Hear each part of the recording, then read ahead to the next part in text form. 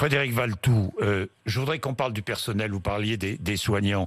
Est-ce qu'aujourd'hui, je sais qu'il y a un afflux de volontaires, je vais y venir, mais est-ce qu'on manque de personnel dans les hôpitaux? Vous savez, on peut enrager aujourd'hui de constater la situation de pénurie.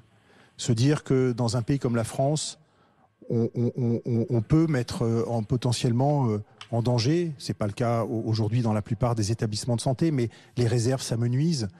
On peut mettre en danger parce que dans 48 heures, dans 24 heures, dans certains établissements, il manque des masques, il manque des charlottes, il manque des lunettes, il manque des gants, il manque des surblouses. On parle beaucoup des masques, mais si vous avez juste un masque et pas de lunettes, et pas de gants, et pas de surblouses, je veux dire, les risques sont les mêmes.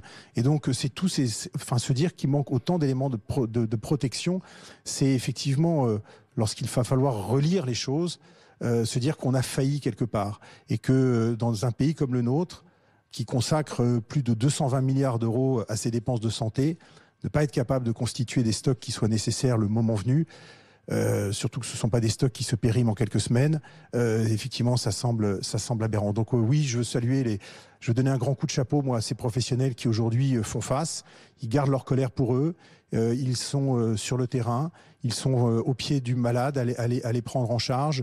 Il n'y a plus de généraux, il n'y a plus de 100 grades. Tout le monde aujourd'hui est au pied du malade, les professeurs, les aides-soignants, les infirmières, les infirmiers spécialisés, tous. Il y a une mobilisation générale et qui est incroyable. Alors certes, les Français le savent, ils les applaudissent tous les soirs, c'est très bien. Mais j'en vois encore qui se baladent, j'en vois encore qui font des footings, j'en vois encore qui se comportent n'importe comment.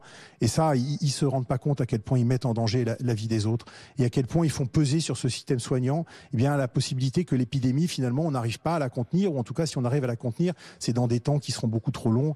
Et le quotidien des soignants, c'est aujourd'hui une extrême mobilisation. Mais vous ne pouvez pas demander à des gens de se comporter comme des surhommes pendant des semaines et des mois. Et donc, pour que les choses ne craquent pas, il faut penser au personnel. Et le meilleur moyen de leur rendre service, c'est déjà de rester confiné, de rester chez soi. Ça, c'est majeur. Donc aujourd'hui, grâce à l'apport des appels à volontaires, je pense qu'on aura assez de soignants. Si ça s'installe dans le temps, inévitablement, entre ceux qui sont contaminés, entre ceux qu'on met en quarantaine, en quatorzaine, ceux qui vont évidemment être touchés par l'épuisement, on risque là de voir des lignes qui vont s'effriter.